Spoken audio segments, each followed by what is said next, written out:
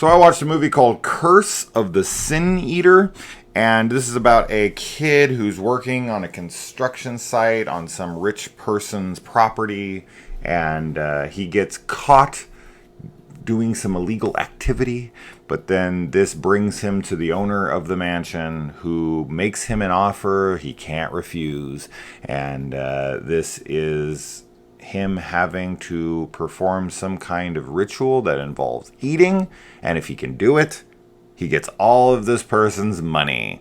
But of course, careful what you wish for kind of thing. It comes at a price, right? You don't just get it for nothing. So he ultimately ends up having to deal with the consequences of having the money. There's something that comes with it that's not all that good, and of course he wants out. Overall, I really liked the concept behind this. I actually thought this was a cool concept.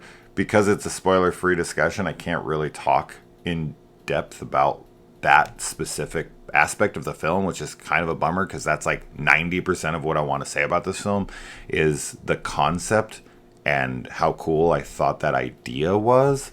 And so overall, it conceptually, very cool. Very, very unique. It's not that it's never been done before, but I just like the way that this was done. It's a low-budget film. The acting in it is pretty decent, pretty good. I think that if you're a big fan of lower-budgeted horror and you want to see like an interesting new concept, as I said, new. I don't know if there's anything that's completely original anymore. But it felt like a longer Tales from the Crypt episode. That's how I would explain it, and in doing so, I think that fits it perfectly. And I think if you're a fan of that kind of story, Tales from the Crypt type story, then this is one worth checking out.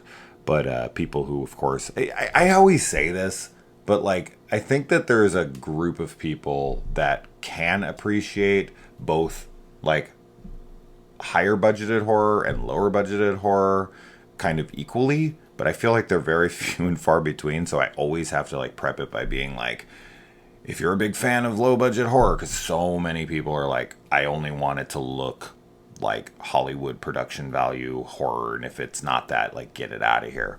And then there's other people who are like really, really into like the low budget stuff, and that's all they want to watch. And I don't know, I always have to like balance the two and try to like talk to both audiences.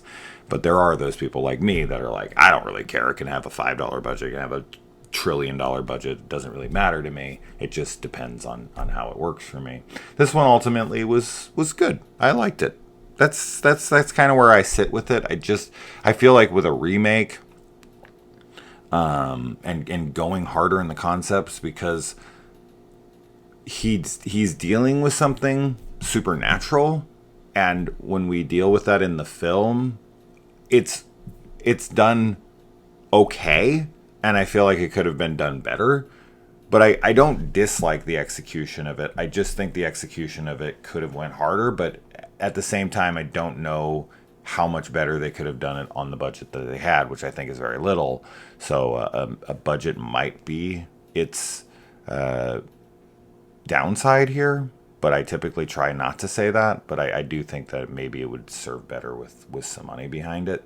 But yeah, it's a cool film. I definitely recommend it for anyone who's into lower budgeted horror and wants to kind of see like a Tales from the Crypt unique little premise. So if you check it out, let me know, and I'll see you in the comments. All right.